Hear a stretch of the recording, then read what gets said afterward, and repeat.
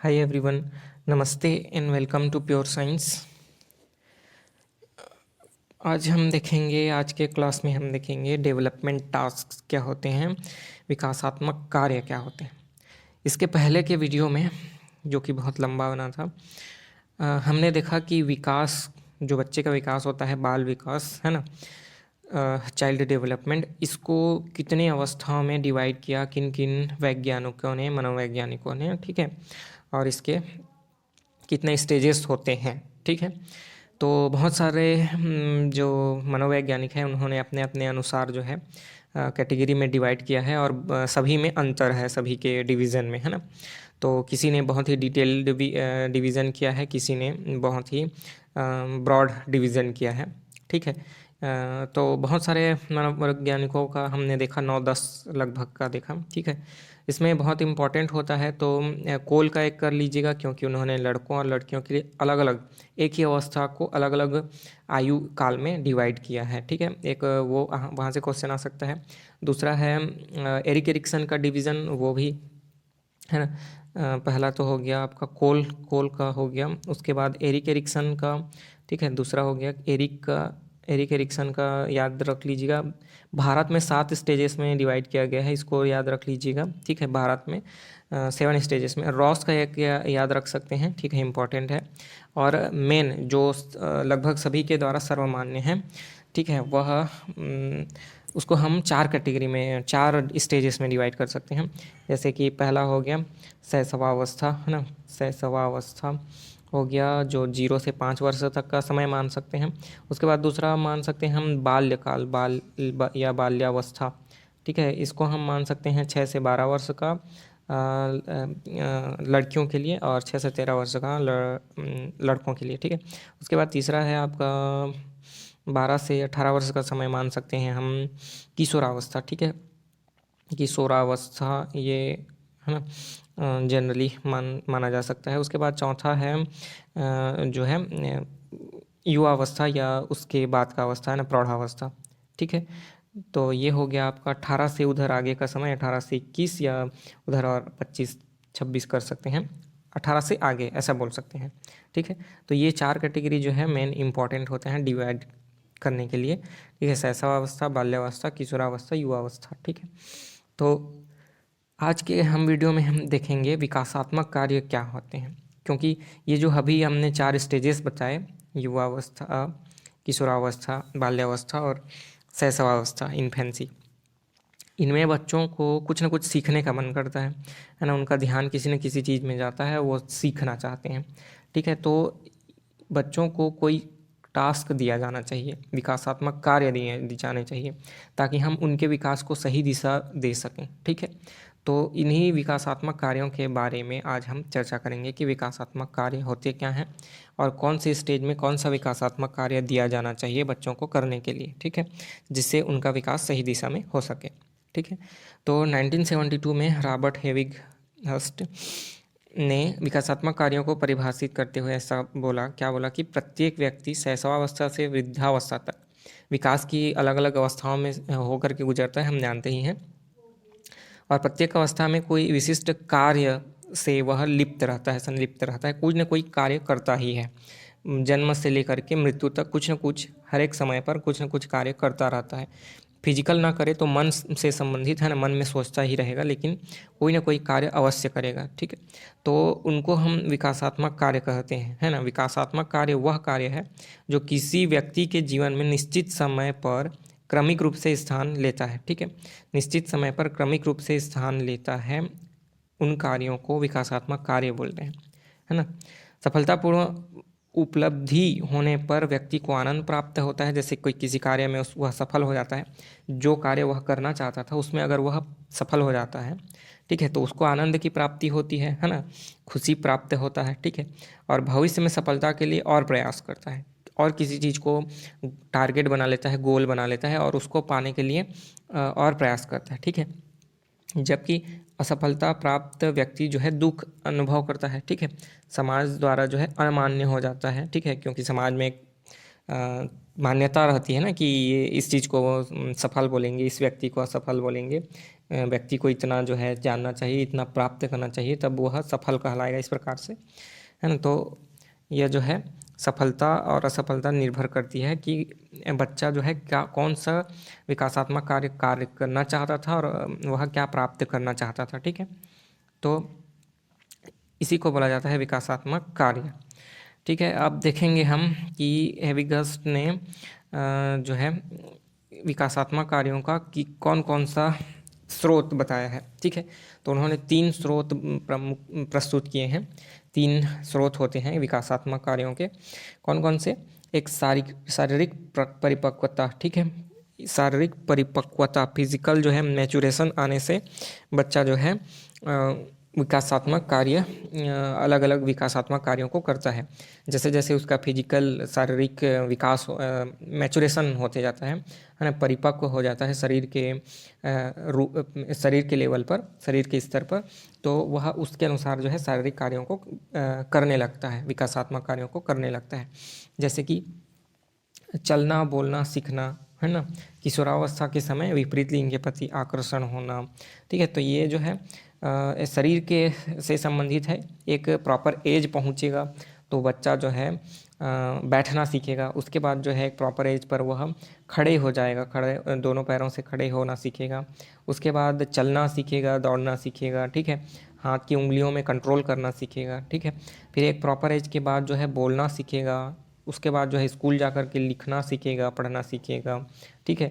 फिर किशोरावस्था आएगा तो विपरीत लिंग के प्रति आकर्षण होगा, है ना। इस प्रकार से अलग अलग स्टेज में जो है शारीरिक परिपक्वता आती है, जिसके कारण जो है विकासात्मक कार्य भी होने लगते हैं उसके अनुसार, ठीक है।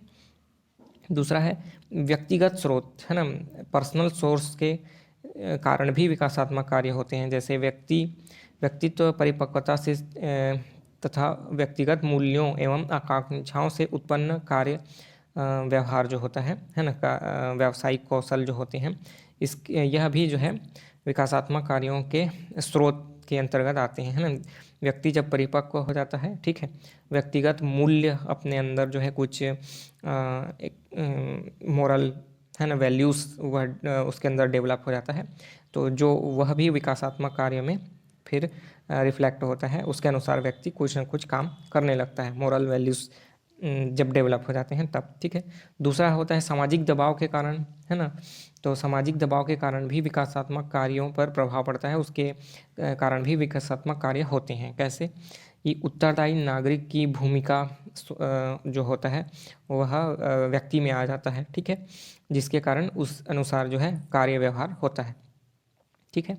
विकासात्मक कार्यों अवधारणा को धीरे धीरे शिक्षण विधियों और शिक्षण शैली में महत्वपूर्ण माने जाने लगा, ठीक है। ये विकासात्मक कार्य जो है इसको जो है शिक्षण शैली में और शिक्षण का जो एक परंपरा बनी हुई है या शिक्षण शैली बना हुआ है या शिक्षण का जो क्षेत्र बना हुआ है ना, शिक्षकों का, इसमें यह एक इम्पॉर्टेंट रोल प्ले करता है विकासात्मक कार्य, है ना। कि हम बच्चे को किस दिशा में शिक्षित करें कि वह एक अच्छा इंसान बने, एक अच्छा नागरिक बने, है ना, समाज में उसका एक अच्छा पहचान बने, ठीक है। वह सामाजिक मूल्यों को परिपालन करते हुए उसके अनुसार व्यवहार करें। तो ये जो विकासात्मक कार्य हैं बहुत ही इम्पॉर्टेंट होते हैं शिक्षण शैली में, है ना।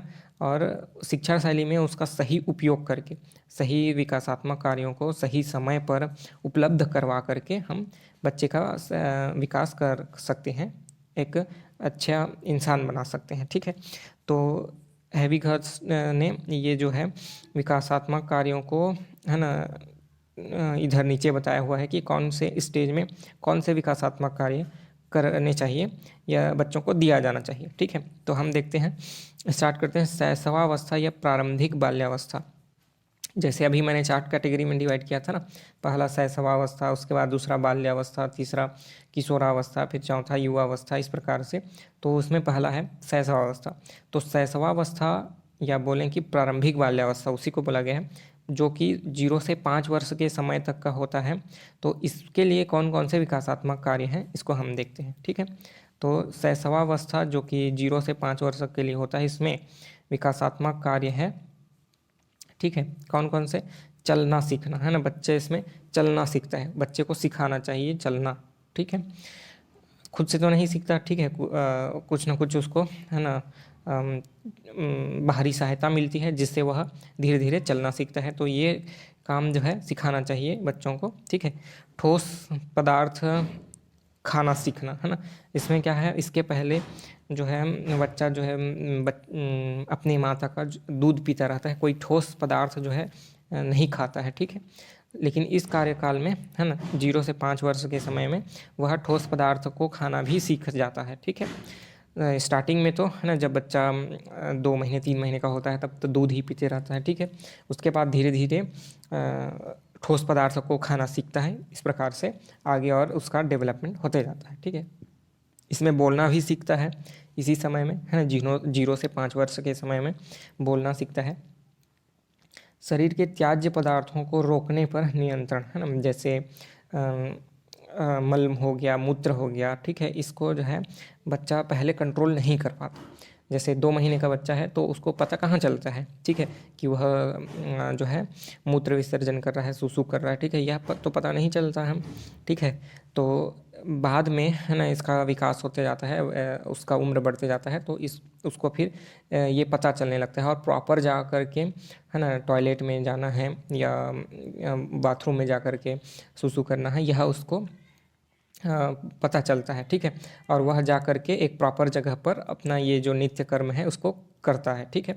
जबकि जब बच्चा जो है छोटा बच्चा होता है, महीने 2 महीने भर का, तो उसको वह तो अपने आप होता है, ठीक है, उसका कोई कंट्रोल नहीं रहता, है ना, उसको पता भी नहीं चलता, ठीक है। एक समय के बाद उस पर जो है नियंत्रण करना सीखता है, ठीक है। लिंग विभिन्नता व लैंगिक विनम्रता सीखना, ठीक है, मतलब अलग अलग लिंग के व्यक्तियों का अलग अलग क्षमता होता है, अलग अलग कार्य होते हैं, अलग अलग ढंग से उनका शरीर दिखता है, इस पर जो है उसको पता चलने लगता है, ठीक है। उसके बाद है सामाजिक व शारीरिक वास्तविकताओं को वर्णित करने के प्रत्यय और भाषा अर्जित करना, है, इसमें भाषा बोलना सीखता है और सामाजिक और शारीरिक वास्तविकताओं को, है ना, वर्णित करने का जो है वह कोशिश करने लगता है, ठीक है। और भाषा अर्जित करता है कि समाज में सामाजिक क्षेत्र में किस प्रकार से व्यवहार करना चाहिए, शारीरिक वास्तविकता क्या क्या है, शरीर की क्या क्या संभावनाएं हैं, ठीक है, इसको सीखने लगता है, ठीक है। पढ़ने के लिए तैयार रहता है ना, पढ़ना भी सीखता है। 0 से 5 वर्ष में, है ना, स्कूल जाना भी सीखता है। बच्चे को 3 से 4 वर्ष में स्कूल भेजा जाता है, ठीक है, या फिर हम बोलेंगे नर्सरी क्लास में, प्ले स्कूल में भेजा जाता है, तो वहाँ पर बच्चा जो है पढ़ना सीखना शुरू करता है, स्टार्ट करता है, ठीक है।